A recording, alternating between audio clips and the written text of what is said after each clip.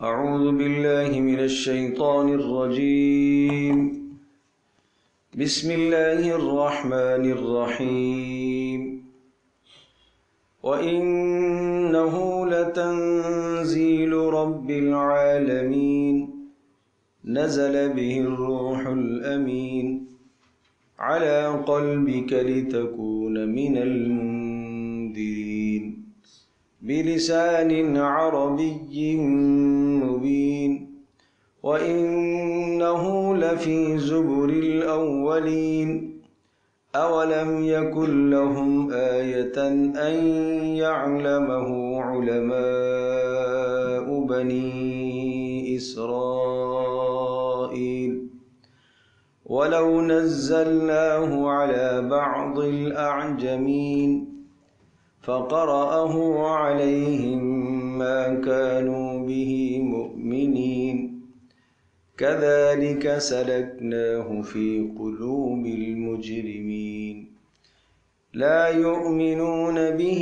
حتى يروا العذاب الأليم فيأتيهم بغتة وهم لا يشعرون فيقولوا هل نحن منظرون أفبعذابنا يستعجلون أفرأيت إن متعناهم سنين ثم جاءهم ما كانوا يوعدون ما أغنى عنهم ما كانوا يمتعون وما أهلكنا من قرية إلا لها منذرون ذكرى وما كنا ظالمين.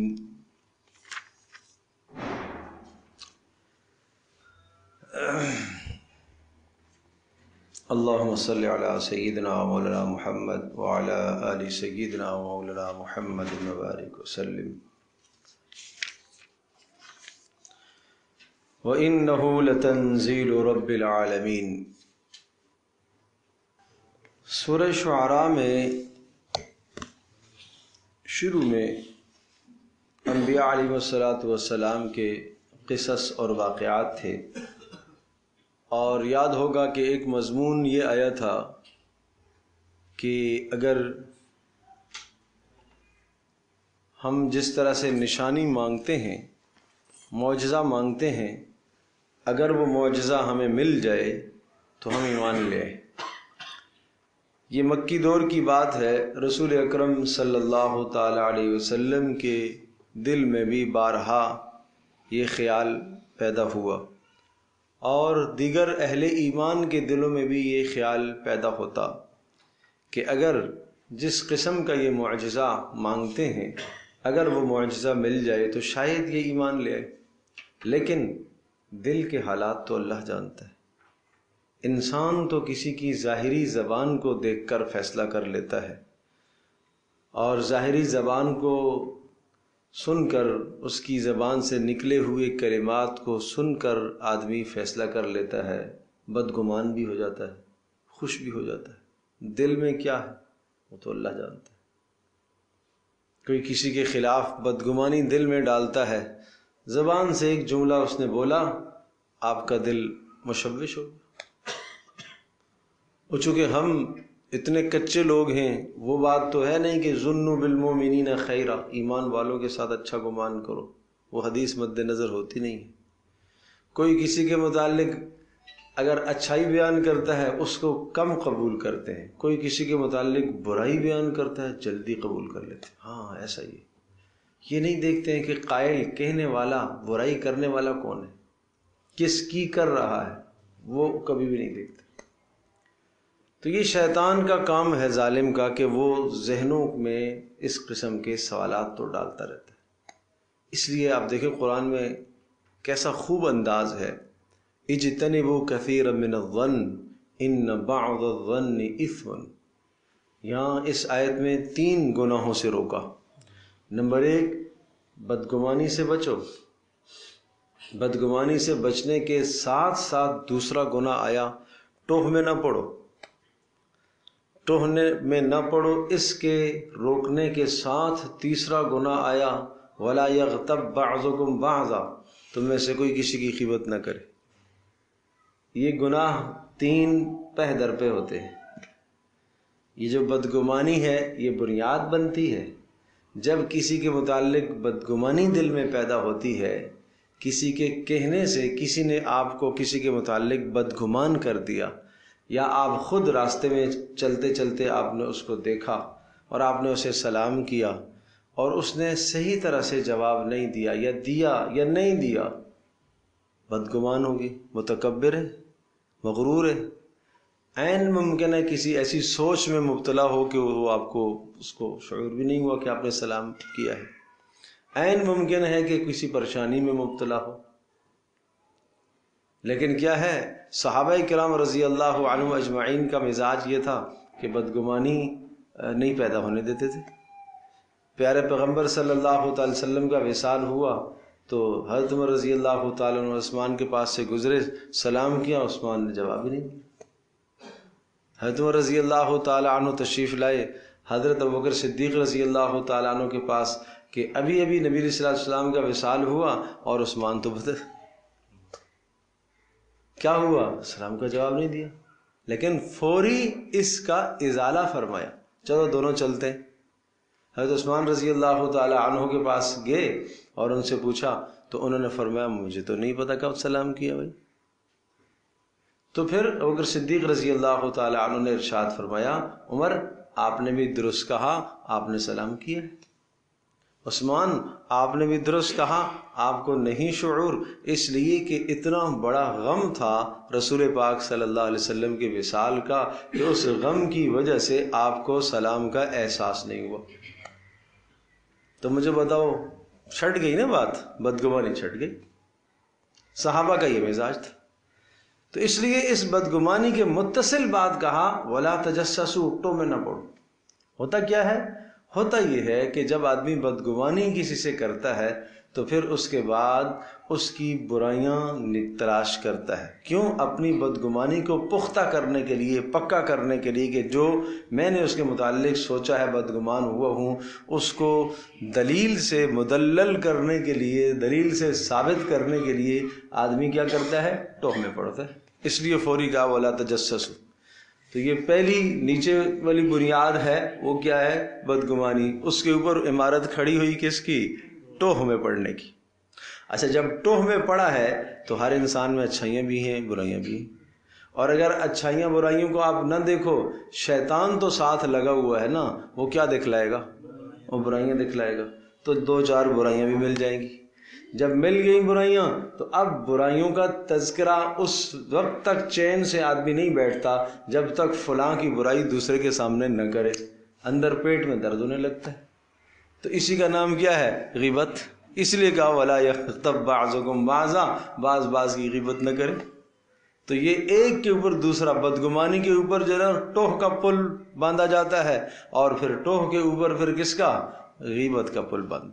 اس لیے پھر کہا کہ غیبت کرنا تو اپنے مردہ بھائی کا گوشت کھانا ہے۔ اس لیے کہا رسول اللہ صلی اللہ علیہ وسلم نے کہ یہ غیبت تو کیا ہے، یہ زنا سے بھی بدترین جرم ہے۔ اللہ ہماری حفاظت فرمائے۔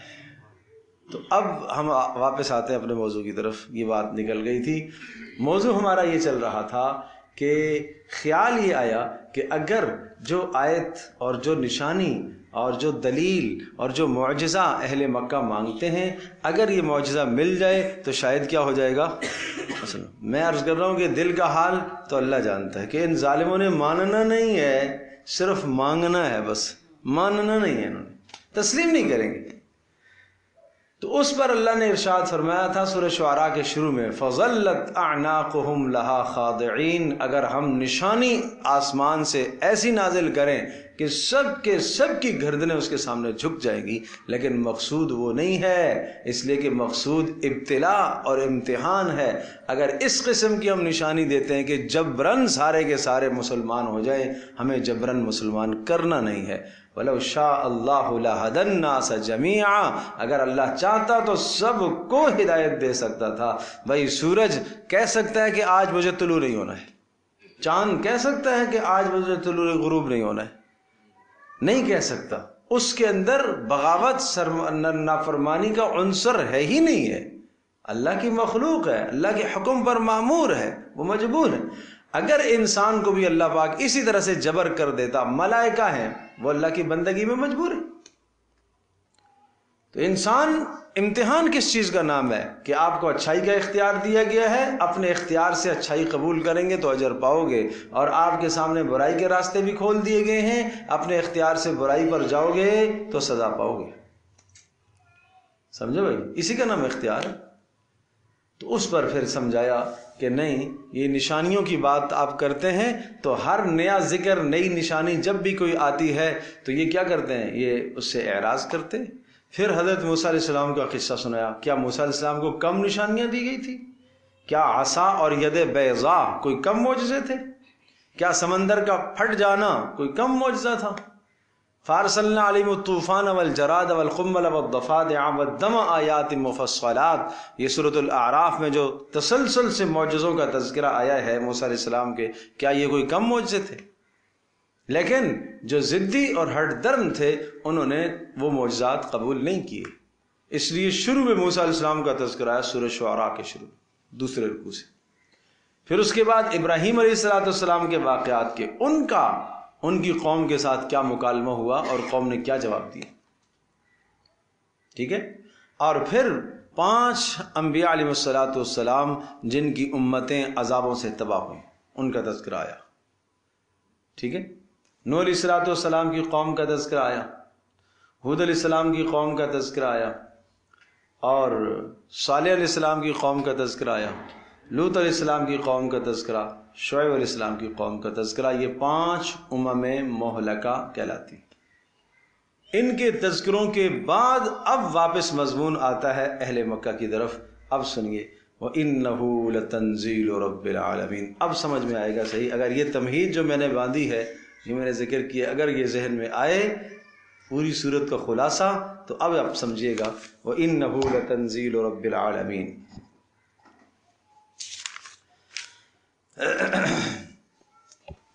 اب میں نے عرض کیا کہ یہ گزشتہ واقعات کے بعد پھر یہ مضمون آیا ہے آخری رکوع کا. آپ اس کو جوڑیں گے اول کے ساتھ، چونکہ آغاز جب ہوا تھا تو وہاں بھی اہل مکہ سے خطاب تھا، اور اب اختتام بھی اسی پر ہو رہا ہے. وَإِنَّهُ لَتَنزِيلُ رَبِّ الْعَالَمِينَ. بے شک آپ معجزہ مانگتے ہو، یہ قرآن عظیم الشان معجزہ ہے. لَتَنزِيلُ، یہ نازل کیا گیا ہے اس اللہ کی جانب سے جو سارے جہانوں کا پالنے والا ہے. سمجھے بھائی؟ وَإِنَّهُ لَتَنزِيلُ رَبِّ الْعَالَمِينَ، کہ یہ نازل کیا گیا ہے اس پاک پروردگار کی جانب سے جو سارے جہانوں کا پالنے والا ہے. نزل بہ الروح الامین، کیا یہ کوئی کم معجزہ ہے جس کو لے کر اترے ہیں، اتارا ہے جس کو لے کر آئے ہیں. کون؟ الروح الامین، ایک پاکیزہ امانت دار فرشتہ، یعنی حضرت جبریل علیہ السلام. کہاں اتارا؟ علی قلبک لتکون من المنذرین. کیا یہ کوئی کم معجزہ ہے کہ تورات تو اتری کتابوں اور صحیفوں اور اوراق کی شکل میں، تختیوں کی شکل میں موسیٰ علیہ السلام کے ہاتھ میں دے دی گئی ہے.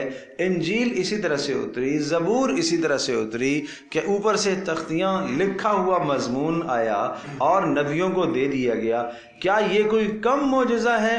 آپ نے کسی سے کبھی بھی لکھنا پڑھنا نہیں سیکھا، اس کے باوجود بھی آپ کے قلب اطہر پر ایسا کلام اللہ تبارک تعالیٰ نے نازل فرمایا کہ وہ آپ کی زبان پر اترنے کے بعد جب آپ کی زبان سے نکلتا ہے ایسے خوبصورت موتی جڑتے ہیں کہ دنیا کا کوئی آدمی اس کی مثال نہیں لا سکتا.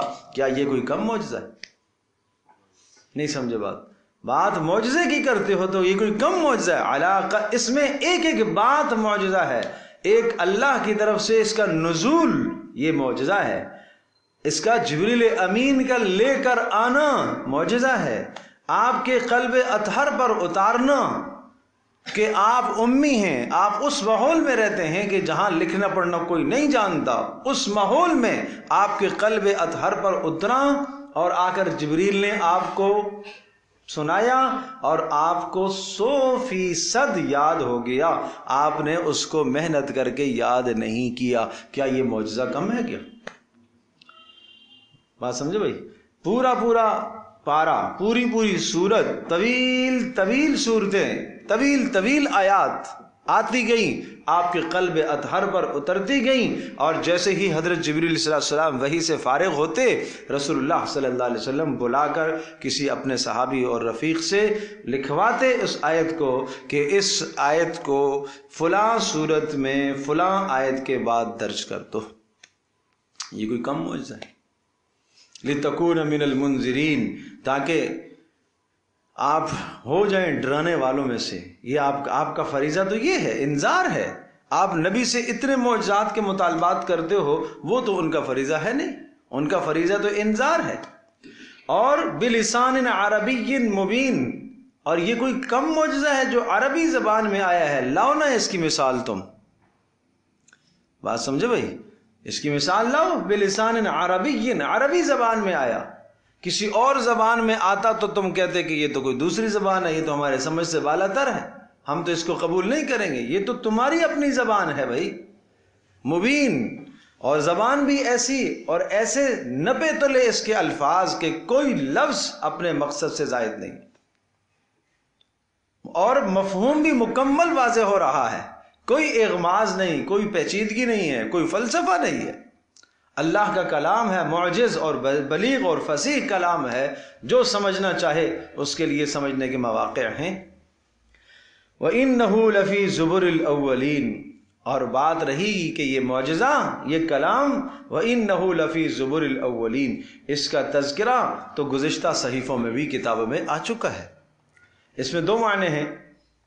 ایک معنی یہ ہے کہ جو مضامین قرآن کے ہیں، یہ سارے مضامین گزشتہ آسمانی کتابوں کے اندر، تورات، انجیل، زبور اور دیگر صحائف کے اندر آ چکے۔ پتہ یہ چلا کہ قرآن مجید کے اندر وہ سارے مضامین کے خلاصے موجود ہیں جو گزشتہ کتابوں کے مضامین تھے۔ ایک معنی یہ۔ دوسرا، اس کا تذکرہ گزشتہ کتابوں کے اندر آ چکا، اور تورات و انجیل و زبور میں اس کے تذکرے آ چکے کہ ایک آخر میں نبی آئے گا جس کا نام محمد رسول اللہ صلی اللہ علیہ وسلم ہوگا، اور جس پر اللہ پاک اپنا خاص کلام اتارے گا۔ اس کا تذکرہ گزشتہ کتابوں میں آ چکا۔ تو وَإِنَّهُ لَفِي زُبُرِ الْأَوَّلِينَ کے دو معنی ہو گئے۔ ایک معنی تو یہ ہو گیا کہ اس کے مضامین گزشتہ کتابوں میں آئے، اور دوسرا معنی یہ ہوا کہ اس کا تذکرہ گزشتہ کتابوں میں آ چکا۔ اچھا، اس پر دلیل کیا ہے کہ اس کا تذکرہ گزشتہ کتابوں میں آ چکا یا اس کے مضامین آ چکے؟ تمہارے سامنے دونوں باتیں موجود ہیں۔ اولم یکن لہم آیتن ان یعلمہ علماء بنی اسرائیل، کیا یہ اہل مکہ کے لیے نشانی کافی نہیں ہے؟ اولم یکن لہم، کیا لم نہیں ہے، لم یکن نہیں ہے، لہم ان کے لیے، آیتن دلیل، کیا دلیل؟ ان یعلمہ، یہ بات کہ اس قرآن کو جانتے ہیں، کون جانتے ہیں؟ علماء بنی اسرائیل۔ کون جانتے ہیں؟ بنی اسرائیل کے علماء۔ کیسے جانتے ہیں؟ جو بنی اسرائیل کے علماء صاف فطرت رکھنے والے لوگ ہیں، انہوں نے اس پر ایمان لایا ہے۔ عبداللہ بن سلام رضی اللہ تعالی عنہ جیسے جلیل القدر عالم، جو یہود کے عالم تھے، انہوں نے اس پر ایمان لایا ہے۔ ان یعلمہ علماء، دونوں معنی ہو سکتے ہیں کہ کیا یہ کوئی کم نشانی ہے کہ محمد الرسول اللہ صلی اللہ علیہ وسلم کو جانتے ہیں علماء بنی اسرائیل، یا محمد رسول اللہ صلی اللہ علیہ وسلم پر جو کلام اتارا گیا ہے اس کلام کو علماء بنی اسرائیل جانتے ہیں۔ کیوں جانتے ہیں؟ اس لیے کہ ان کی کتابوں میں یہ آ چکا ہے۔ ارے بات سمجھ میں بھائی؟ وَلَوْ نَزَّلْنَاهُ عَلَى بَعْضِ الْأَعْجَمِينَ، وَلَوْ نَزَّلْنَاهُ، اگر ہم اس کو اتار دیتے، عَلَى بَعْضِ الْأَعْجَمِينَ، ہر عجمی زبان پر اس کو اتارتے، عربی پر نہ اتارتے۔ ظاہر سی بات ہے کہ عجمی زبان کو تو آپ بلیغ اور فصیح نہیں کہتے تھے، اس لیے کہ عرب، مکہ والے، قریش، ان کو اپنی زبان پر بڑا ناز اور غرور اور گمنڈ تھا، اور وہ باقی دنیا کو گونگا کہتے تھے۔ عجمی کا معنی کیا ہے؟ گونگا، بولنا نہیں آتا ان کو، ہمیں بولنا آتا ہے، یہ تو گونگے ہیں سارے۔ تو کہاں اگر ہم اس کو عجمی زبان پر اتارتے، وَلَوْ نَزَّلْنَاهُ، اگر ہم اس کو اتارتے عَلَى بَعْضِ الْأَعْجَمِينَ، کسی عجمی پر اتارتے. محمد رسول اللہ صلی اللہ تعالی علیہ وسلم عربی ہیں، اور اس کا جاننا ہر انسان کی ضرورت ہے. بھئی یہ ایمان کا حصہ ہے، نہیں سمجھے؟ جیسا کہ محمد رسول اللہ صلی اللہ علیہ وسلم خاتم النبیین ہیں، آپ کے خاتم النبیین ہونے کا اقرار کرنا کیا ہے؟ ایمان کا حصہ ہے. اسی طرح سے محمد رسول اللہ صلی اللہ علیہ وسلم کے عربی ہونے کا اقرار کرنا ایمان کا حصہ ہے. سمجھے بھئی؟ فَقَرَأَهُ عَلَيْهِمْ مَا كَانُوا بِهِ مُؤْمِنِينَ، اگر کسی اجمی پر ہم یہ کلام اتارتے تو اجمی زبان میں آتا، فَقَرَأَهُ عَلَيْهِمْ، اور وہ اجمی ان کو پڑھ کر سناتا تو کیا ہوتا؟ مَا كَانُوا بِهِ مُؤْمِنِينَ، یہ کیا کرتے؟ اس پر ایمان نہیں لاتے. قرأ سمجھتے ہو نا، پڑھنا. فَقَرَأَهُ عَلَيْهِمْ، تو وہ اجمی ان کو پڑھ کے سناتا تو پھر کیا نتیجہ نکلتا؟ مَا كَانُوا بِهِ مُؤْمِنِينَ، اس پر ایمان نہ لاتے. كَذَلِكَ سَلَكْنَاهُ فِي قُلُوبِ الْمُجْرِمِينَ، اب یہ تسلی ہے محمد رسول اللہ صلی اللہ تعالی علیہ وسلم کے لیے اور آپ علیہ السلام کے رفقائے کار، آپ کے ماننے والوں کے لیے.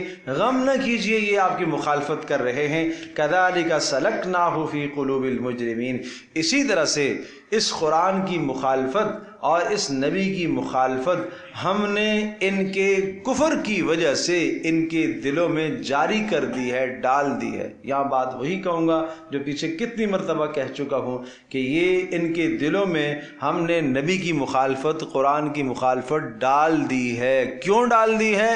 ان کی بغاوت کی وجہ سے. نہیں سمجھے؟ ان کو ہم نے بیمار کیا ہے. کیوں بیمار کیا ہے؟ یہ غلط چیز استعمال کرنے کی وجہ سے. جیسا کوئی بیمار ہوتا ہے، بیماری تو اللہ کی طرف سے آتی ہے، لیکن اس بیماری کا سبب اس نے کیا کیا؟ خود اختیار کیا. موت اللہ کی طرف سے آتی ہے، لیکن موت کا سبب اس نے کیا کیا؟ خود اختیار کیا. اسی طرح سے انہوں نے رسول اللہ کی مخالفت کی، اس مخالفت کے نتیجے میں مخالفت اور بڑھتی چلی گئی اور دلوں کے اندر اور وہ مخالفت پختہ ہوتی چلی گئی. لا یؤمنون به حتی یروا العذاب العلیم، بس اب یہ ایمان نہیں لائیں گے. لا یؤمنون به، اس قرآن پر ایمان نہیں لائیں گے. حتی یروا العذاب العلیم، یہاں تک کہ یہ دیکھ نہ لیں بہت بڑے عذاب، دردناک عذاب کو جب تک دیکھ نہ لے. اور وہ دردناک عذاب فیاتیہم بغتتن، وہ آئے گا ان کے پاس اچانک. وہم لا یشعرون، ان کو شعور بھی نہیں ہوگا. فیقولو، اور جب عذاب آئے گا تو کیا کریں گے؟ فیقولو، بولیں گے، کہیں گے. کیا کہیں گے؟ هل نحن منظرون. سبحان اللہ، هل نحن منظرون، کیا کچھ مہلت مل سکتی ہے؟ موت کا فرشتہ سامنے آ گیا. کہنا ضروری نہیں ہے زبان سے کہے گا، دل میں حسرت تو کرے گا نا. کچھ مہلت مل سکتی ہے؟ کچھ مہلت مل جائے تو 2 رکعت نماز نفل ہی ادا کر لوں. کچھ مہلت مل جائے تو میں توبہ ہی کر لوں. کچھ مہلت مل جائے تو میں اپنا مال خرچ کر لوں. کچھ مہلت مل جائے تو میں محمد رسول اللہ صلی اللہ علیہ وسلم پر ایک بار درود بھیج دوں. کچھ مہلت مل جائے تو میں محمد رسول اللہ صلی اللہ علیہ وسلم پر ایمان لے آؤں. ہاں، تو بھائی جب وقت آتا ہے تو پھر مہلت نہیں ملا کرتی، پھر مہلت نہیں ملا کرتی. افبعذابنا یستعجلون، کیا ڈانٹ ہے اللہ کی طرف سے. یستعجلون عجلت سے ہے. عجلت کا مطلب جلدی کرنا، عذاب کا مطلب تو عذاب ہی ہے. تو کیا مانا؟ افبعذابنا یستعجلون، کیا یہ ہمارے عذاب کے ساتھ اجرت کرتے ہیں؟ یہ چاہتے ہیں کہ جلدی لیا عذاب. افرأیت ان متعناہم سنین، اے نبی کیا خیال ہے؟ ان متعناہم سنین، اگر ہم نے ان کو زندگی دی. متع کہتے ہیں تمتع، سامان مہیا کرنا، فراوانی دینا. اگر ہم نے ان کو زندگی دے دی، سنین سال ہا سال جیے رہے. ثم جاءہم، تو یاد رکھیے گا اگر یہ جینے کی دنیا میں تمنا کرتے ہیں، مہلت مانگتے ہیں، مثال کے طور پر سال ہا سال ہم ان کو جینے کے لیے دے دیں. ارے 80 سال نہ صحیح، 180 صحیح، ارے 180 نہ صحیح، 280 صحیح، 400 صحیح، 5000 سال. پہلے پارے کے اندر کیا آتا ہے؟ یود احدہم لو یعمر الف سنہ، وہ یہود کے بارے میں آیا کہ یہ اتنے عمر پر حریص ہے، یہ چاہتے ہیں کہ ہماری عمریں ہزار ہزار سال بڑھے جائیں۔ کہا وما ہوا بمزحزحہ من العذاب ان یعمر، یہ عمر کا طویل ہونا ان کو اللہ کے عذاب سے نہیں بچا سکتا، عمل بچائے گا۔ سمجھے بھائی؟ تو اس لیے فرمایا دیکھیے افرأیت ان متعناہم سنین، اگر ہم ان کو زندگی دے دیتے ہیں سال ہا سال تک، ثم جاءہم ما کانوا یوعدون، اور اس کے بعد پھر آ جائے کیا چیز؟ ما کانوا یوعدون، وہ عذاب جس کا ان سے وعدہ کیا گیا تھا، وہ عذاب پھر آئے، 1 سال بعد آئے، 10 سال بعد آئے، تو یاد رکھیے گا ما اغنا عنہم ما کانوا یمتعون، ما اغنا نہیں فائدہ دے گا ان کو، عنہم اس عذاب سے ان کو کوئی شے نہیں روکے گی، ما کانوا یمتعون جس چیز کا نفع ان کو دیا گیا تھا، جو زندگی طویل دی گئی تھی، اور اس زندگی میں جو کچھ انہوں نے کیا، کیونکہ نیک عمل تو پلے میں ہے نہیں، باقی بد ہی بد ہے، وہ سب کی سب زندگی پوری ان کو اس عذاب سے نہیں بچا سکے گی۔ اچھا، وما اہلکنا من قریۃ، رہی بات مہلت کی، نہیں سمجھے؟ اوپر کیا کہا تھا؟ فیقولوا هل نحن منظرون، جب عذاب آئے گا تو کہیں گے کہ کیا مہلت ملے گی؟ تو سنو، وما اہلکنا من قریۃ، مہلت تو ہم دیتے ہیں، ہم نے نہیں ہلاک کیا کسی بستی کو، الا لہا منذرون، مگر اس کے لیے کیا تھے؟ ڈرانے والے تو ہوتے۔ ہم ڈرانے کے لیے اسباب پیدا کرتے ہیں نا، منذر ڈرانے والا، سب سے عظیم ترین منذر، بڑا ڈرانے والا اللہ کا رسول ہے منذر، اور اللہ کے رسول صلی اللہ تعالی وسلم کی پوری سیرت طیبہ سامنے موجود ہے، نہیں سمجھے؟ رسول اللہ صلی اللہ علیہ وسلم نے رات کیسی گزاری؟ محفوظ ہے۔ آپ صبح بیدار کیسے ہوئے؟ لکھا ہوا ہے۔ آپ نے اٹھتے ہوئے سب سے پہلے کیا کلمہ زبان پر لایا؟ یہ موجود ہے کہ نہیں؟ آپ کھانا کھانے بیٹھے کتنی انگلیوں سے آپ نے کھانا کھایا؟ یہ موجود ہے کہ نہیں؟ آپ علیہ السلام کس طرح سے نوالا لیتے تھے؟ ہے کہ نہیں؟ آپ علیہ السلام کے یہاں شادیاں کیسے ہوئیں؟ موجود ہے کہ نہیں؟ آپ علیہ السلام نے بچیوں کی رخصتیاں کیسے کی ہیں؟ موجود ہے کہ نہیں؟ 100% موجود ہے۔ لیکن ہم کامیاب، ہمارا مزاج بن گیا ہے، نبی کامیاب، صحابہ 100% کیا ہے؟ کامیاب۔ ہم کامیاب لوگوں کی نقل نہیں کرتے، ہم ناکام لوگوں کی نقل کرتے۔ ایک امتحان حال میں ایک بچہ نقل کرتا ہے اس شخص کی جس کے متعلق اعلان کر دیا گیا کہ یہ فیل ہے، فیل ہے۔ 100% اس فیل کی نقل کرنے والا بچہ کامیاب ہو سکتا ہے؟ پاس ہو سکتا ہے؟ وہ نہیں پاس ہو سکتا۔ اللہ نے 100% اعلان کر دیا کافروں کے متعلق، یہود و نصارہ ہنود کے متعلق، ناکام ہے، فیل ہے، ناکام ہے، ناکام ہے۔ ہم نقل کر رہے ہیں ان ناکاموں کی، تو ناکام اور فیل کی نقل کرنے والا کیا ہوتا ہے؟ کامیاب ہوگا؟ پھر وہ پاس ہو سکتا ہے؟ نہیں ہو سکتا۔ ہمیں نقل کرنی چاہیے محمد رسول اللہ صلی اللہ علیہ وسلم کی، ہمیں نقل کرنی چاہیے محمد رسول اللہ صلی اللہ علیہ وسلم کے صحابہ کی، جو کامیاب لوگ ہیں، جن کی کامیابی کی ضمانت اللہ نے اس لیے دی ہے کہ تاکہ تمہیں ان کی نقل کرنے میں کوئی جھجک محسوس نہ ہو۔ لیکن ہم چاہیں گے نہیں جی ہمارے یہاں تو شادی ہے، اس میں تو ہم ان کی نقل نہیں کریں گے، ہم تو دیکھیں گے یہاں رواج کیا ہے، ہم تو یہاں کی نقل کریں گے، ہم تو ناکام اور فیل ہونے والوں کی نقل لگائیں گے۔ تو فیل ہونے والوں کی نقل لگانے میں پھر آدمی فیل ہی ہوا کرتا ہے، پاس نہیں ہوا کرتا۔ بھائی سر مار لو، نتیجہ کیا نکلے گا؟ ناکامی۔ تو یہ باتیں جو میں عرض کر رہا ہوں بہت غور سے سمجھنے کی ہیں اور زندگی بدلنے کی باتیں، سمجھیں ان کو۔ تو منذر میں نے عرض کیا، رسول پاک صلی اللہ علیہ وسلم کیا ہے؟ انذار کرانے لگا، نذیر ہے، قرآن نذیر ہے۔ ہر واعظ، حق بات کہنے والا شخص جو آپ کو کہہ رہا ہے وہ کیا ہے؟ وہ منذر ہے، وہ نذیر ہے، وہ آپ کو ڈرا رہا ہے۔ اور آپ کا بیٹا پیدا ہو گیا، یہ نذیر ہے، یہ نذیر ہے، پوتا پھر نذیر ہے، کہ اب آپ دادا بن گئے ہیں، اب آپ آخرت کی تیاری کیجیے. یہ نذیر ہے، یہ مہلت ہے کہ آپ کو اتنی مہلت ہم نے دی ہے کہ اللہ پاک نے آپ کو اولاد سے نوازا ہے. اچھا اولاد سے نوازا، اولاد جوان ہوئی، شادی ہوئی، پوتے پیدا ہو گئے، ہم نے اتنی زندگی آپ کو دی ہے، آپ نے اپنی زندگی میں پوتے بھی دیکھ لیے. اب کیا چاہیے؟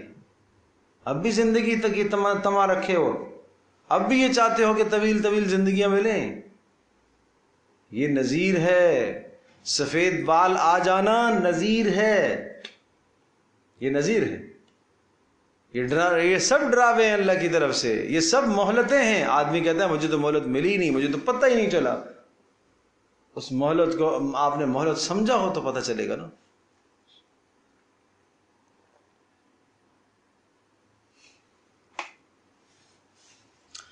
اللہ اکبر. اس لیے میرے عزیز دوستو، فیل لوگوں کی نقل نہ کیا کرو. فیل کی نقل کرنے میں آدمی فیل ہی ہوتا ہے.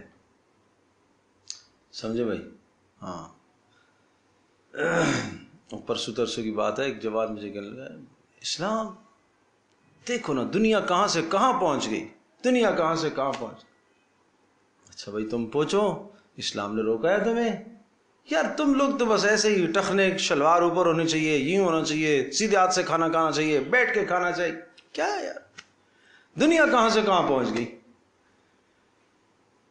یہ مطلب یہ ہوا کہ بیٹھ کے کھانا کھانا، سنت کے مطابق کھانا کھانا اور سنت کے مطابق لباس پہننا، یہ کیا ہے؟ یہ ترقی میں رکاوٹ ہے. یہ ترقی میں رکاوٹ، دنیا اس کو ترقی میں رکاوٹ سمجھتی ہے. اچھا کرو پھر تو بس ترقی کرو. تو جنہوں نے ترقیاں کی کھاتے تو وہ بھی منہ سے ہی کھاتے ہیں نا، کہ کوئی اور راستہ تو نہیں ہے. چیزوں نے ترقیاں کی ہیں، آدمی نے کہاں ترقی کی ہے؟ چیزیں کہاں سے کہاں پہنچ گئیں، انسان تو وہیں کھڑا ہے. سمجھے بھائی؟ چاند پر پہنچ گئے جی لوگ. ارے بھائی ہم کہتے ہیں محمد رسول اللہ صلی اللہ تعالی علیہ وسلم جنہوں نے چاند کی طرف اشارہ کیا، چاند ان کے تابع ہو گیا، ٹکڑے ہو گیا، تو ان کی اتباع کر لو. یہ ہے کامیابی کا راستہ. اللہ اکبر، اللہ اکبر. تو ہم منذر بھیجتے ہیں، ذکرا، نصیحت کے لیے. منذر بھیجتے ہیں کس لیے؟ وما کننا ظالمین. ارے ہم کوئی ظالم تو نہیں ہیں، ہم کوئی ظالم تو نہیں ہیں کہ بغیر نذیر بھیجے، بغیر مہلت دیے ہم عذاب بھیج دے. ہم کوئی ظالم تو نہیں ہیں کہ کوڑا برسائیں بغیر کس کے؟ نذیر بھیجے، بغیر ڈراوے کے، بغیر مہلت کے ہم عذاب بھیج دیں. ہم کوئی ظالم تو نہیں. اللہ کا کلام سنو تو صحیح، سمجھو تو صحیح. وما کننا ظالمین. اللہ اکبر. وما تنزلت به الشیاطین وما ينبغي لهم وما يستطيعون. یہ اہل مکہ کے وہ جواب دیے جا رہے ہیں ان ظالموں کے جو ایسی باتیں کرتے تھے. کیا باتیں کرتے تھے؟ کہ کوئی شیطان آتا ہے اس کے پاس اور اس کو آ کے سکھا کے چلا جاتا ہے، اور یہ صبح جو ہے نا فَهِيَ تُمْلَى عَلَيْهِ بُكْرَةً وَأَصِيلًا. پیچھے سورۃ الفرقان میں کہا تھا کہ صبح شام اس کو کوئی پڑھ کے سناتا ہے اور یہ پھر تمہیں سنا دیتا ہے. ایک کلام ہے. عجیب باتیں، اور ایسی باتیں تھی کہ جن کو اپنا ان کا ماحول جھٹلاتا تھا. یار تم یہ بتاؤ کہ یہ کیسے ہو سکتا ہے؟ ایک آدمی تم کہتے ہو اجمی آ کے سنا سکھاتا ہے اس کو. پہلی بات یہ کہ اجمی اتنا ہی فصیح عربی کیسے بتائے گا اس کو؟ اور پھر وہ ایک رات میں کیسے اس کو سب کچھ کرا کے چلا جائے، اور صبح اس کو سارا کا سارا کیسے یاد ہو جائے؟ یہ کون سا پہلے سے یاد کرنے والا آدمی ہے؟ عجیب. تو اس قسم کی باتیں کہتے ہو کہ شیطان آتا ہے اس کے پاس. وما تنزلت به الشیاطین. یاد رکھو اس قرآن کو شیطانوں نے نہیں لایا ہے. پیچھے بتایا کس نے لایا اس کو؟ روح الامین نے لایا ہے اس کو، اس نے اتارا ہے.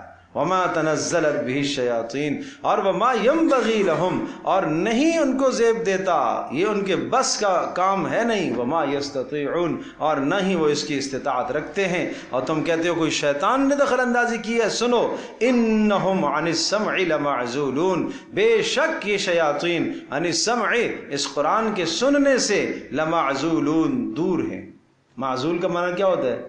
اردو میں ہوتا ہے نا معزول. اس کو معزول کر دیا، ہٹا دیا نا. تو جب اللہ تبارک تعالیٰ کلام جبریل کو دیتا ہے اور جبریل علیہ الصلوۃ والسلام محمد رسول اللہ کے قلب اطہر کو پر اتارتے، اس وقت یہ سارے شیاطین دور ہوتے ہیں۔ کیوں؟ فرشتوں کی باڑ ہوتی ہے، فرشتوں کا پہرا ہوتا ہے۔ دیکھو دنیا کو اللہ نے دارالاسباب بنایا ہے۔ اللہ تبارک تعالیٰ کی قدرت اتنی ہے، بہت بڑی قدرت ہے، کہ اگر حضرت جبریل علیہ السلام جب کلام لے کر آئے اور اکیلا جبریل آئے، کوئی جن دخل اندازی شیطان جن نہ کرے، اللہ کی قدرت ہے، ایسا کر سکتی ہے انتظام۔ جبریل کو اللہ نے اتنی طاقت دے رکھی ہے، جس کو طاقتور فرشتہ کہا گیا، سب سے زیادہ طاقت والا، قوت والا۔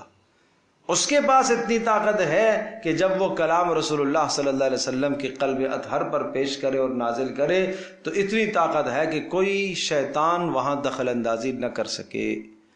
یہ بھی ہے، لیکن چونکہ ہم دنیا میں دیکھتے ہیں کہ جہاں مجمع لشکر زیادہ ہوتا ہے تو ہم اس طرف اطمینان ہو جاتا ہے، تو کہا اسی طرح سے اللہ پاک نے جبریل علیہ السلام کے ساتھ اور فرشتوں کو بطور محافظ اور نگہبانوں کے ساتھ اتارا ہے۔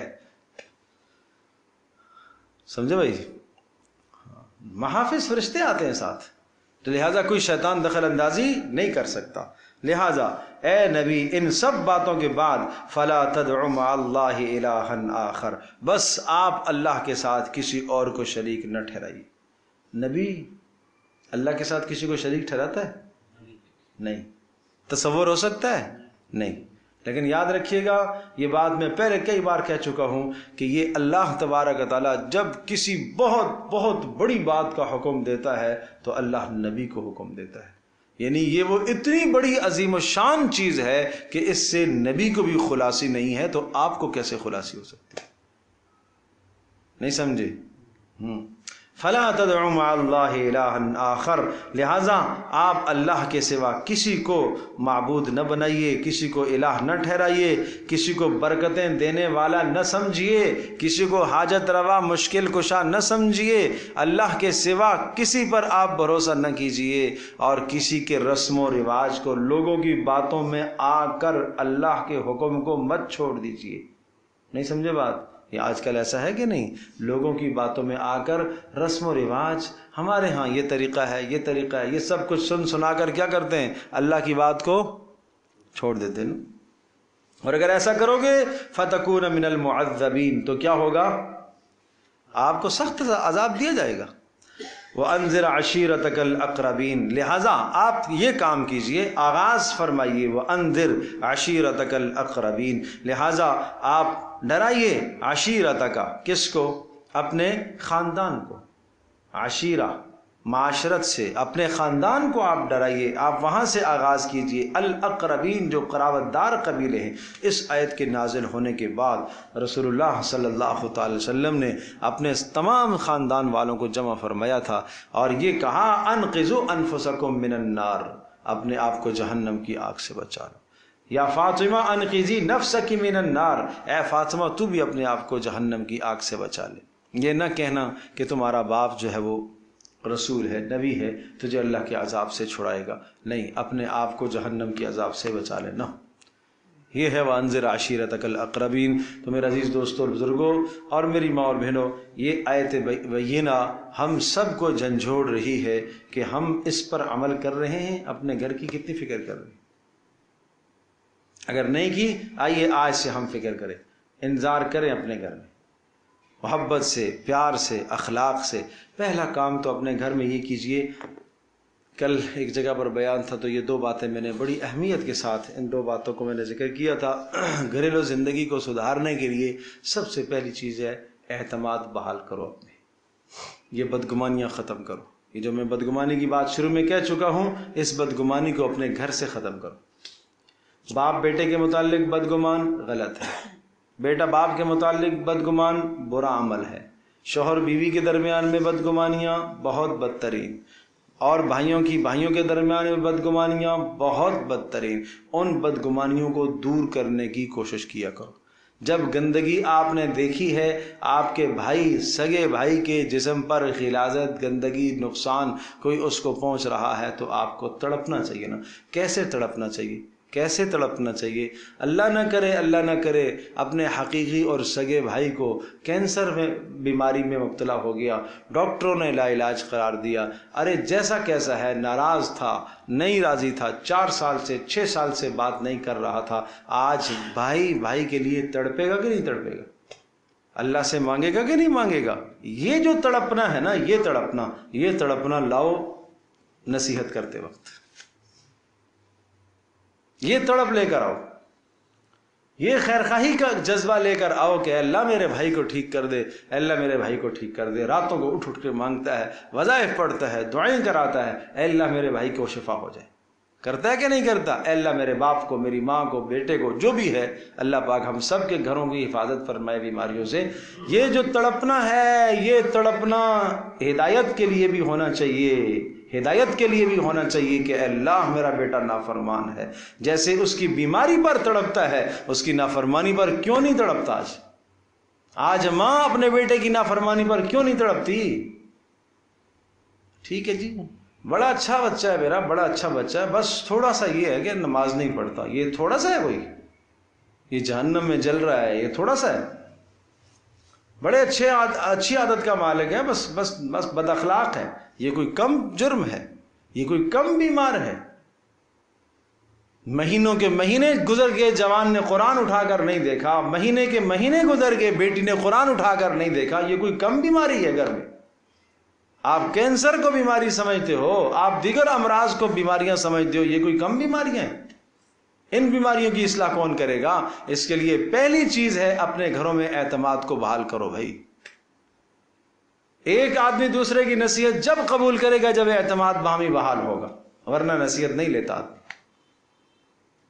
آپ جانتے ہیں اس لیے محمد رسول اللہ صلی اللہ علیہ وسلم کی ذات گرامی اور ہر نبی کی ذات گرامی کو تمام کے تمام نقائص سے صاف ستھرا پیدا کیا گیا تاکہ اعتماد باہر رہے، پھر آدمی اس کی نصیحت کو قبول کرتا ہے. تو اپنے گھروں میں سربراہان سے درخواست ہے کہ وہ اپنے اعتماد اپنے بچوں، بیوی، بھائیوں کے درمیان میں بحال رکھے، بدگمانیاں نہ پیدا کرے.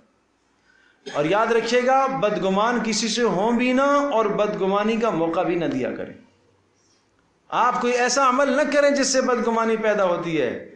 گھر کے مرد حضرات سارے کام کو نکل کے اب گھر میں 2 عورتیں رہ گئی ہیں، ساس ہیں، بہو ہیں. بہو صاحبہ اپنے کمرے میں نکل گئی ہے اور 2 گھنٹے 3 گھنٹے وہ موبائل پر لگی ہے، تو لا محالہ بدگمانی تو پیدا ہوگی نا. اس بدگمانی کا موقع یہ خود دے رہی ہے، یہ بدگمانی کا موقع خود دے رہی ہے، خود پیدا کر رہی ہے. تو یہ بدگمانیاں دور کرو. تو پہلی بات تو یہ ہے کہ اپنے گھروں کی زندگی کو سدھارنے کے لیے بدگمانیاں دور کرو. دوسرا یہ ہے کہ نصیحت ترک مت کرو. کسی اپنے گھر میں اپنے بچے، بھائی، دوست، بچہ کوئی بھی ہے، اس کو برا عمل کرتے دیکھو، نصیحت مت ترک کرو.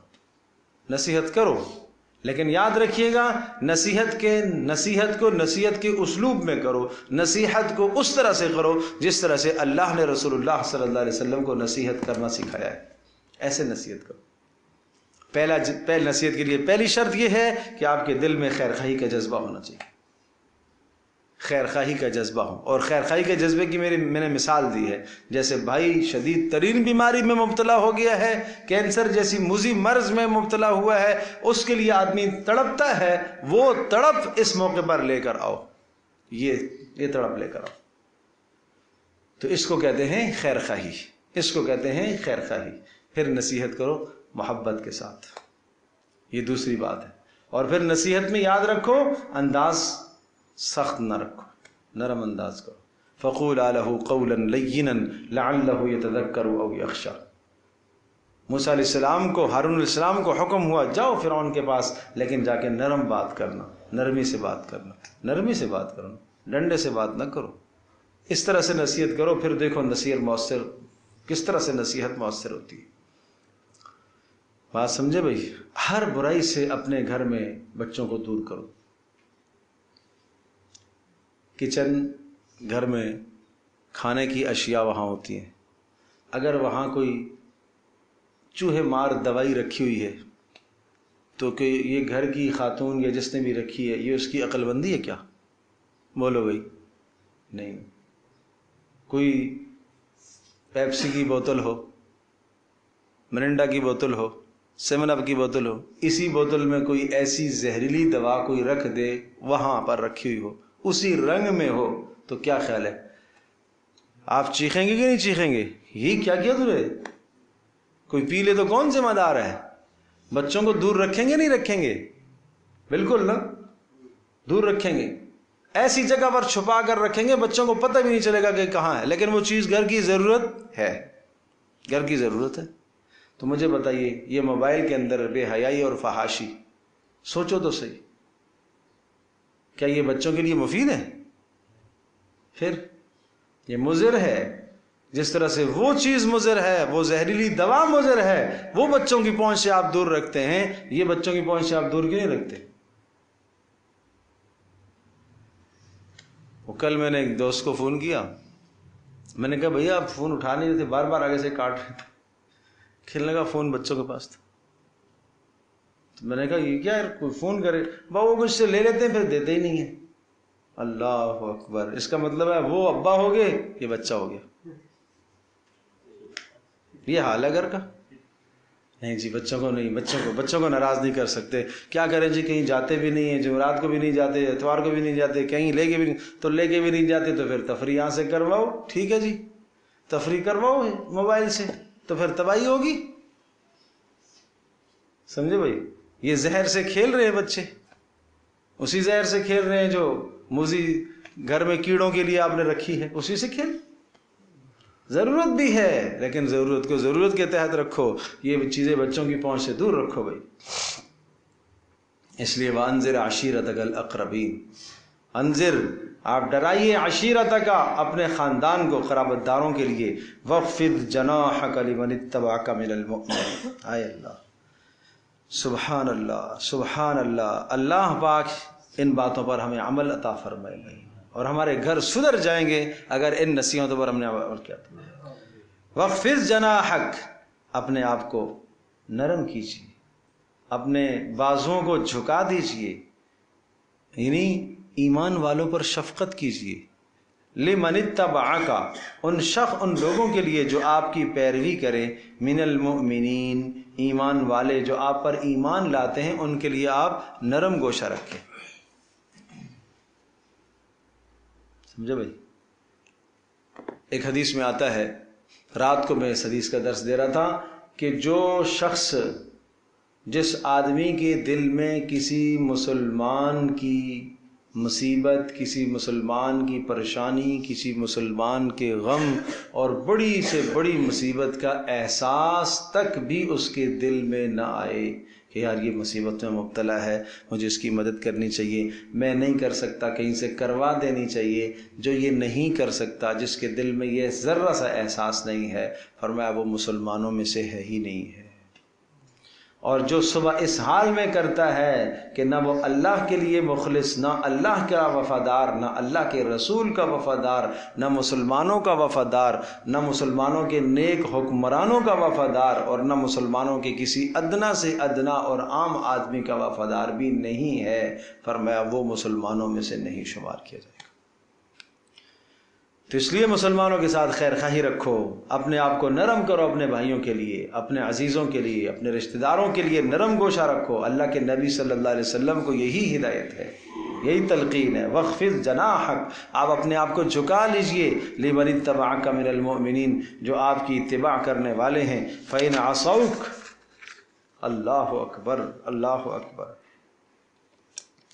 क्या बताओ, ये कवानीन अगर हम अपना लें, माशरे की इस्लाह नहीं होगी। देखो, सुनो, फ़इन असौक, आपके अक़रबीन, ख़ानदान वाले, आपके चाहने वाले, जिनसे आपको मोहब्बत है, अगर वो आपकी नाफरमानी कर लें, आपकी बात न माने, आपकी मुखालफत करें, तो ए नबी जी फ़कुल, आप फरमाइए, इन्नी बरीउम मिम्मा तामलून, मैं तुम्हारे आमाल से बरी हूँ, मैं इस बिदअत में तुम्हारे साथ शिरकत नहीं कर सकता, मैं इस रस्म में तुम्हारे साथ शिरकत नहीं कर सकता। चाहे बाप हो, चाहे बेटा हो, चाहे बीवी हो, चाहे करीबी हो, आपको साफ साफ ऐलान कर देना चाहिए, इन्नी बरीउम मिम्मा तामलून। میں تمہارے اعمال سے کیا ہوں؟ بھری ہوں. تو مجھے بتاؤ وہ جواب مل گیا کہ نہیں مل گیا؟ جی کیا کریں، خاندان ناراض ہو جائے گا. جواب ملا کہ نہیں ملا؟ کیا کریں، لوگ ناراض ہو جائیں گے. تو اے نبی جی اگر آپ کی بات یہ نہیں مانتے یا کوئی آپ کی بات کا انکار کرتا ہے، دوسرے روش پر چلتا ہے، تو آپ صاف صاف کہہ دیجئے انی بریء مما تعملون، میں تمہارے اعمال سے بری. پیارے پیغمبر صلی اللہ تعالی علیہ وسلم کے چچا ابو طالب ساری زندگی رسول اللہ صلی اللہ علیہ وسلم کی خدمت کی. آپ علیہ الصلوۃ والسلام کہہ سکتے تھے نا کہ چچا ناراض ہو جائے گا، نہیں، آپ نے ڈنکے کی چوٹ پر آپ نے اعلان توحید کیا. برا لگے تو لگے. چچا نے بھی یہ کہا کہ بھتیجا تھوڑا سا کم کر لے معاملہ، اس لیے کہ مشرکین میرے پاس یہ سرداران بیٹھے ہوئے ہیں اور یہ کہہ رہے ہیں کہ آپ بھتیجے کو سمجھا کے جائیے. بیٹا میں اتنا تحمل نہیں کر سکتا، قریش کا دباؤ بہت زیادہ ہے، کچھ تھوڑا سا خیال کرو. بات سمجھے نا، یہ حمایت میں کھڑے تھے نا سامنے، ہیں تو آپ تھوڑا سا کم کر لو، میرا دباؤ ہلکا کر لو، بھائی مجھے تھوڑا سا فرصت مل جائے. ٹھیک ہے. رسول اللہ صلی اللہ علیہ وسلم نے کیا فرمایا تھا؟ اے میرے چچا اگر یہ سورج کو اتار کے لے آئیں میرے سیدھے ہاتھ میں رکھ دیں، چاند کو اتار کے لے آئیں الٹے ہاتھ میں رکھ دیں، تب بھی میں اس دین کو نہیں چھوڑ سکتا، میں اپنے طریقے پر چلوں. آپ بھی اگر نہیں چلنا چاہتے میرے ساتھ، آپ میری بات کو آپ نے قبول نہیں کیا اور میرا ساتھ نہیں دینا چاہتے تو نہ دیں.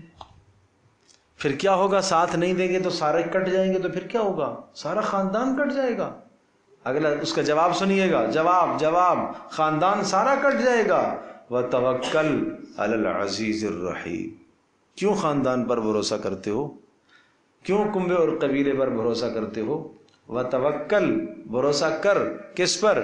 عَلَى الْعَزِيزِ اس غالب ذات پر، عزیز قدرت والی ذات پر. الرحیم وہ آپ کا مہربان ہے، آپ پر شفیق ہے، مہربان ہے. بات سمجھے بھائی؟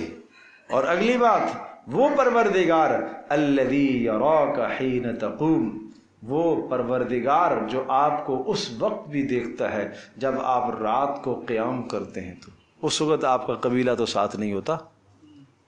وَتَقَلُّبَكَ فِي السَّاجِدِينَ اور اس پروردگار پر بھروسہ کر جو آپ کو دیکھتا ہے. تَقَلُّبَكَ فِي السَّاجِدِينَ کہ جب آپ نمازیوں کے ساتھ سجدے میں پڑے ہوئے ہوتے ہیں، اس وقت بھی جانتا ہے. وہ اللہ جانتا ہے کہ آپ کی یہ جماعت قلیلہ، چھوٹی سی جماعت ہے، کم لوگ ہیں آپ کی بات سننے والے، اکثریت تو کفر کی طرف ہے، شرک کی طرف ہے. اللہ وہ سب کچھ جانتا ہے. انہ هو السمیع العلیم، بے شک وہ کیا ہے؟ سننے والا. سارے جواب آگے کہ نہیں آگے؟ تو اپنے گھر کی اصلاح کرنے کے لیے اصول سمجھو. نمبر 1 یہاں سے آپ شروع کریں گے، فلا تدع مع اللہ الہا آخر. توحید، اللہ اللہ اللہ اللہ گھر میں بس. دوسرا کام وانذر عشیرتک الاقربین. تیسرا کام وخفض جناحک لمن اتبعک من، آپ کا وانذر خیر خواہی کے ساتھ ڈرائیے. پھر جو آپ کی بات مان لیں ان کے ساتھ کیا رویہ ہو؟ وخفض جناحک لمن اتبعک من المؤمنین، ان کے ساتھ آپ نرمی کیجیے. چوتھا اگر نافرمانی کرے آپ کے لوگ، آپ کے اقربا اعزا، تو آپ ان کی نافرمانی میں ان کا ساتھ نہ دیجیے. آپ کہہ دیجیے انی بریء مما تعملون. اچھا پھر اگر آپ کو ڈر لگے کہ یہ سارا خاندان کٹ جائے گا تو پانچواں وتوکل علی العزیز الرحیم. بات سمجھ آئی بھائی؟ الذی یراک حین تقوم وتقلبک فی الساجدین انہ هو السمیع العلیم. هل انبئکم علی من تنزل الشیاطین. اب پھر بات گئی ہے واپس، وما تنزلت به الشیاطین، پیچھے جو آ چکا، وما ينبغی لهم وما يستطيعون، کہ یہ کہتے ہیں کہ جناب اس کو شیطان سناتا ہے، شیطان اس کو بتاتا ہے. کہا نہیں شیطانوں نے نہیں اتارا. کس نے اتارا؟ روح الامین نے اتارا ہے. اب ہم آپ کو بتاتے ہیں کہ شیطان کس پر آتا ہے. پہلے موازنہ تو کرو اپنے معاشرے میں، اپنے معاشرے میں ایک لمحے کے لیے پیغمبر صلی اللہ تعالی علیہ وسلم کی نبوت سے پہلے کی زندگی کو دیکھیے. پورے مکے کے معاشرے میں اس سے زیادہ اعلیٰ کردار والا آدمی کوئی تھا تمہاری نظروں میں؟ نہیں تھا. سب کے سب کہتے تھے نا اس جیسا کردار کسی کا نہیں ہے، اس جیسا صادق کوئی نہیں ہے، اس جیسا امین کوئی نہیں ہے، اس جیسا پاک باز کوئی نہیں ہے. تو بتاؤ شیطان پاک بازوں کے پاس آتے ہیں یا لچے لفنگوں کے پاس آتے ہیں؟ اس لیے اب سنو آیت کو. هل انبئکم علی من تنزل الشیاطین، بتاؤ میں آپ کو بتاتا ہوں کہ شیطان کس کے پاس اترتے ہیں. تنزل علی کل افاک اثیم، شیطان تو اترتے ہیں افاک کے پاس. افاک جھوٹ بولنے والا. کیا نبی نے کبھی جھوٹ بولا ہے؟ نہیں. تو پھر شیطان کیسے آئے گا اس کے قریب؟ اثیم، جو معاشرے کا بد کردار ہو، بد اخلاق ہو، بد نمائی کے دبے جس پر ہوں، اس پر شیطان آتے ہیں. کیا محمد رسول اللہ صلی اللہ تعالی علیہ وسلم کی ذات گرامی پر معاذ اللہ ثم معاذ اللہ نبوت سے پہلے بھی کوئی دبا تھا؟ نہیں تھا. کیا نبوت سے پہلے بھی انہوں نے کبھی جھوٹ بولا ہے؟ تو پھر تم کیسی باتیں کرتے ہو؟ سبحان اللہ. قرآن کیسی اصلاح کرتا ہے اس معاشرے کی بھی جن کے دلوں میں کیا کچھ بھرا ہوا تھا، ایسے کھرچ کھرچ کے قرآن نکالتا ہے، صاف کرتا ہے. سمجھنا چاہیے تمہیں کہ شیطان کس کے پاس آتے ہیں، اور محمد رسول اللہ صلی اللہ علیہ وسلم کا کردار تو بہت بلندر ہے. بات سمجھے بھائی؟ اللہ اکبر. یلقون السمع، اور شیطان آ کر کیا کرتے ہیں؟ ڈالتے ہیں سنی سنائی باتیں. وہ اکثرہم کاذبون، اور ان میں سے اکثر کیا کرتے ہیں؟ جھوٹ ہی بولتے ہیں. اور نبی نے کبھی جھوٹ بولا ہے؟ نہیں بولا. تو پھر تم کیسے کہتے ہیں اس کے پاس شیطان آتے ہیں؟ اللہ اکبر. جواب دیکھو قرآن کی. وَالشُّعَرَاءُ يَتَّبِعُهُمُ الْغَاوُونَ، اور آپ کہتے ہو کہ یہ نبی کیا ہے؟ شاعر ہے. آؤ ہم آپ کو بتاتے ہیں، سنو. وَالشُّعَرَاءُ، سبحان اللہ سبحان اللہ. کیسا قرآن صفائی دے رہا ہے محمد رسول اللہ صلی اللہ علیہ وسلم کی. یہ مدح رسول اللہ صلی اللہ علیہ وسلم کی قرآن کیسے کر رہا ہے. والشعراء، اور سنو شاعر لوگ، یتبعہم الغاوون، ان کے پیچھے چلنے والے کون لوگ ہوتے ہیں؟ سرکش اور بدماش قسم کے لوگ ہوتے ہیں. شاعروں کے پیچھے سرکش اور بدماش قسم کے لوگ چلا کرتے ہیں. معنی یہ ہوا کہ آپ محمد رسول اللہ صلی اللہ علیہ وسلم کے اوپر شاعری کا الزام لگاتے ہو. اس نے کسی سے شاعری سیکھی ہے، اس نے کسی بڑے شاعر کی شاگردی اختیار کی ہے. تو بھائی بتاؤ شاگردی شاعروں کی کون اختیار کرتا ہے؟ جو سرکش اور بدگماش قسم کے انسان ہوتے ہیں. کیا محمد رسول اللہ صلی اللہ علیہ وسلم میں تمہیں کوئی سرکشی نظر آ رہی ہے؟ نہیں سمجھے بات. نمبر 2، شاعر کیسا کلام کرتے ہیں؟ الم تر انہم فی کل واد یہیمون، کیا تم نہیں دیکھتے ہو کہ وہ شعراء ہر وادی میں سرگرداں پھرتے رہتے ہیں، سر مارتے رہتے ہیں. نہیں سمجھے سر مارنے کا مطلب کیا ہوا؟ کبھی آسمانوں میں گھوم رہے ہیں، کبھی زمینوں میں گھوم رہے ہیں، کبھی پہاڑوں میں گھوم رہے ہیں، کبھی مرغزاروں میں، کبھی صحراؤں میں، کبھی بیابانوں میں. کیا تخیلاتی کلام پیش کرتے ہیں؟ کیا محمد رسول اللہ صلی اللہ علیہ وسلم کا کلام تمہیں تخیلاتی نظر آتا ہے؟ کیا اس کا صاف ستھرا کلام معاشرے کی ایک ایک بات کی اصلاح نہیں کر رہا؟ کیا شاعروں کا کلام ایسا ہوتا ہے؟ اب محمد رسول اللہ صلی اللہ علیہ وسلم کے مبارک کلام کو شاعروں کے کلام کے ساتھ موازنہ کرایا گیا. اب ان کی زبان سے نکلنے والے کلمات آپ دیکھیے اور شاعروں کا کلام آپ دیکھیے، ڈھونڈنے سے کوئی ایک بات ملتی ہے شاعر کے کلام میں جو کوئی سمجھداری کی بات ہوتی ہے. وَأَنَّهُمْ يَقُولُونَ مَا لَا يَفْعَلُونَ، کیا ایسا نہیں ہے کہ شاعر وہی باتیں کہتے ہیں جو کرتے نہیں ہیں؟ زمین آسمان کے قلابے تو ملاتے ہیں لیکن کرتے نہیں ہیں. کیا محمد رسول اللہ صلی اللہ علیہ وسلم ایسے ہیں؟ کیا کبھی ایسا کیا کہ جو انہوں نے کہا اور کیا نہ ہو؟ آپ تو کہتے ہو نا کہ یہ تو صادق اور امین ہے، ہمیشہ سچ بولتے ہیں، تو جو کہتے ہیں وہ پورا کرتے ہیں. کیسے آپ ان کو شعر کی طرف منسوب کرتے ہو؟ بات سمجھے بھائی. تو بتایا شاعروں کا پیچھا کرنے والے سرکش لوگ. نمبر 2 شاعروں کا کلام تخیلاتی کلام ہوتا ہے، حقائق سے بہت دور ہوتا ہے، حقیقت سے اس کلام کا کوئی تعلق نہیں ہوتا. نمبر 3 شاعر لوگ وہ باتیں کہتے ہیں جو کرنے کی استطاعت نہیں رکھتے.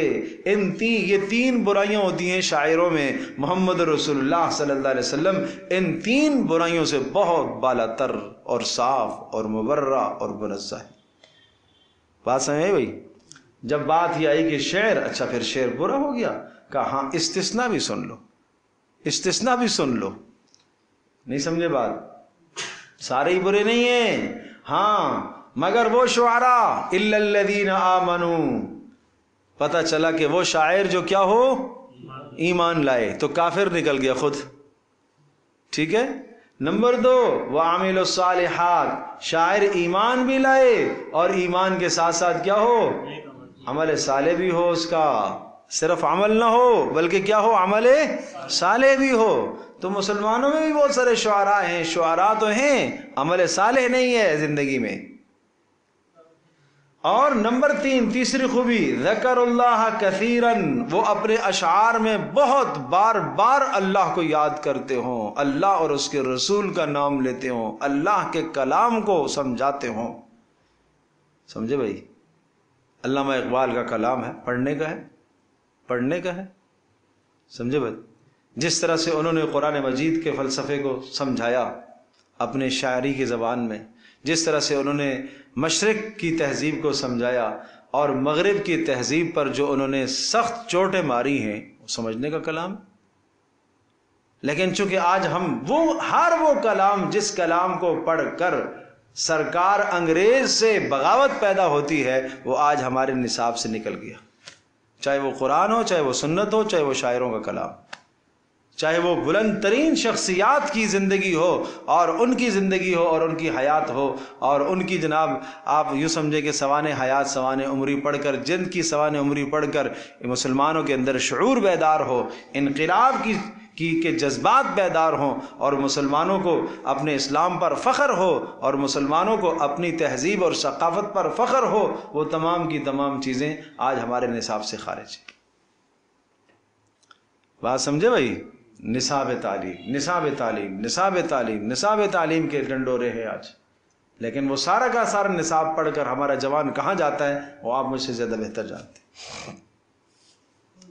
تو اس لیے فرمایا ہاں شاعروں میں پہلی صفت ایمان کی ہونی چاہیے، دوسری صفت عمل صالح کی صفت، تیسری وذکر اللہ کثیراً اور بہت کثرت سے اللہ کا نام لیتے ہو، اور چوتھی صفت وانتصروا من بعد ما ظلموا، اگر ان پر ظلم کیا جائے تو ظلم کا بدلہ بھی لے سکتے ہو. دیکھو بدلہ 2 طرح کا ہوتا ہے، ایک بدلہ بالسنان قتال و جہاد کے ذریعے سے، اگر کافر نے تمہارے اوپر حملہ کیا تو اس نے جو تلوار جو ہتھیار استعمال کیے آپ بھی کریں، اسلام اس کی تمہیں اجازت دیتا ہے. وَأَعِدُّوا لَهُم مَّا اسْتَطَعْتُم مِّن قُوَّةٍ الا ان القوة فی الرمی او کما قال علیہ الصلاۃ والسلام. اللہ ارشاد فرماتا ہے کہ جتنی طاقت تم کافروں کے خلاف بنا سکتے ہو بناؤ. قرآن روکتا ہے اس سے کیا؟ اپنے اندر جو طاقت پیدا کر سکتے ہو کافروں کے خلاف عسکری قوت پیدا کرو. اور رسول اللہ صلی اللہ علیہ وسلم نے فرمایا طاقت رمی پھینکنے میں ہے. نہیں سمجھے بات؟ طاقت کس میں ہے؟ رمی میں، پھینکنے میں. یہ پیارے پیغمبر صلی اللہ علیہ وسلم کے زمانے میں اللہ اکبر، اللہ کے نبی صلی اللہ علیہ وسلم کا کلام قیامت تک آنے والی اس ہر رمی کو شامل ہے. اس وقت پھینکنا جس کا تیر سب سے دور جاتا یہ طاقتور ہے، بہترین تیر انداز ہے. آج اس کا میزائل لے لیں، جس کا میزائل دور جائے شاندار مار کرے، وہ کیا ہے؟ سب سے بڑی طاقت ہے. تو اللہ کے رسول صلی اللہ علیہ وسلم کی حدیث سے یہ بات ثابت ہو رہی ہے کہ نہیں ہو رہی ہے؟ اسلام نہیں روکتا، لیکن کیا کریں؟ المیہ یہ ہے کہ ہم اگر رسول اللہ صلی اللہ علیہ وسلم کی باتوں کو اور آپ نے جو عسکری قوت کو بڑھانے کے لیے جو اسباب، آپ نے جو اصول ضابطے سمجھائے، جو قرآن نے اصول ضابطے سمجھائے، ان اصولوں اور ضابطوں کو اگر ہم لے لیں گے تو پھر سرکار ناراض ہو جائے گی، اور سرکار کو ہم ناراض نہیں کرتے. بات سمجھے بھائی؟ تو یہ ہے بات. تو ایک تو بدلہ یہ تھا. دوسرا بدلہ کیا تھا؟ کافر ہجو کرتے تھے، اس زمانے میں مشرکین میں یہ بہت زیادہ رواج تھا. محمد رسول اللہ صلی اللہ تعالی وسلم اور صحابہ کی برائی کرتے تھے کس کے ذریعے سے؟ شعر کے ذریعے سے. ٹھیک ہے نا. اور یہ زبان سے نکلے ہوئے تیر، یہ جملے ایسے نشتر ہوتے تھے، ایسے سخت جا کے لگتے تھے کہ مت پوچھو. اس لیے شاعر کہتا ہے کہ زبان کے لگائے ہوئے تیر وہ ہرے بھرے رہتے ہیں، اور جو دوسرے تیر ہے نا وہ ان کا زخم ٹھیک ہو جاتا ہے، تیروں کا زخم ٹھیک ہو جاتا ہے، لیکن زبان کے لگائے ہوئے گھاؤ ہمیشہ ہرے بھرے رہتے ہیں، ساری زندگی وہ نہیں مٹتا. ارے اس نے مجھے یہ کہا تھا. تو کہا ٹھیک ہے، اگر تمہیں کوئی برائی کرے، اگر تمہیں شعر کے ذریعے سے کوئی تمہاری مذمت اور برائی بیان کرے تو آپ اس کا جواب دے سکتے. وانتصروا، وہ شعراء جو جواب دیتے، حسان بن ثابت رضی اللہ تعالی عنہ رسول اللہ صلی اللہ علیہ وسلم کی طرف سے جواب دیا کرتے تھے، جن کو مداح رسول کہا جاتا ہے صلی اللہ علیہ وسلم. رسول پاک صلی اللہ علیہ وسلم کی مدح کرنے والے بہترین شاعر تھے. حضرت صلی اللہ تعالی علیہ وسلم کی مدح میں شعر کہا کرتے تھے. آپ علیہ السلام ایک موقع پر قریش نے آپ علیہ السلام کی مذمت بیان کی. رسول اللہ صلی اللہ علیہ وسلم نے فرمایا حسان جواب دو. انہوں نے کہا اللہ کے رسول دیکھیے میں کس طرح سے قریش کی مذمت بیان کرتا ہوں. آپ نے فرمایا قریش کی مذمت بیان کرو گے تو میں بھی تو قریشی ہوں، میں بھی تو قریشی ہوں. کہ آپ کو ایسے نکالوں گا جیسے آٹے سے بال نکال لیا جاتا ہے، آپ کو ایسے نکالوں گا. کاش کہ وہ قصیدے تو پڑھو، حسان بن ثابت کے قصیدے پڑھو. وَأَحْسَنَ مِنْكَ لَمْ تَرَ قَطُّ عَيْنِي وَأَجْمَلَ مِنْكَ لَمْ تَلِدِ النِّسَاء. یہ حسان بن ثابت کا شعر ہے. خُلِقْتَ مُبَرَّأً مِنْ كُلِّ عَيْبٍ كَأَنَّكَ قَدْ خُلِقْتَ كَمَا تَشَاءُ وَأَحْسَنَ مِنْكَ لَمْ تَرَ قَطُّ عَيْنِي. آپ سے زیادہ حسین میری آنکھ نے کبھی نہیں دیکھا، اور آپ سے زیادہ جمیل اور خوبصورت کسی ماں نے کبھی نہیں جنا. خلقت مبرأ من کل عیب. آپ کو ہر عیب سے، ہر برائی سے، ہر گندگی سے اللہ نے ایسا صاف پیدا کیا، ایسا صاف پیدا کیا جیسا کہ آپ نے چاہا کہ میں ایسا پیدا ہو جاؤں، اس طرح سے اللہ نے آپ کو بنایا. کأنک قد خلقت کما تشاء. اللہ اکبر، اللہ اکبر. یہ مدح ہے رسول پاک صلی اللہ علیہ وسلم کی. آج مدح میں جو قصیدے، شرکیہ قصیدے، شرک بھرا ہوا، کفر بھرا ہوا عشقیہ اشعار، اور اسی طرح سے ان لوگوں کے طریقوں پر اور طرزوں پر پڑھتے ہیں کہ جو موسیقی اور گانا گانے والے ہوتے ہیں، ان کے طرزوں پر پڑھتے ہیں. یہ کون سے رسول پاک صلی اللہ علیہ وسلم کی مدح ہے؟ یہ مدح ہے، یہ تو ذم ہے، یہ تو مذمت بیان کر رہے ہیں. اور رسول اللہ صلی اللہ تعالی وسلم کی مدح پر ہو رہی ہو، آپ علیہ السلام کی تعریف ہو رہی ہو، اور اس تعریف کے ساتھ موسیقی بجے اور طبلہ بجے. رسول اللہ صلی اللہ علیہ وسلم فرما رہے ہیں میں تو یہ موسیقی کے آلات کو ختم کرنے کے لیے رسول بنا کر بھیجا گیا ہوں، اور آج رسول اللہ صلی اللہ علیہ وسلم کی مدح کے ساتھ، آپ کے نام کے ساتھ، آپ کے نام کی شاعری کے ساتھ یہ طبلہ بج رہا ہو. یہ کیا ہو رہا ہے جی؟ یہ قوالی ہو رہی ہے. یہ کیا ہے؟ قوالی. قوالی کے قوالی کرنے والا. جانتے ہو قوال کس کو کہتے ہیں؟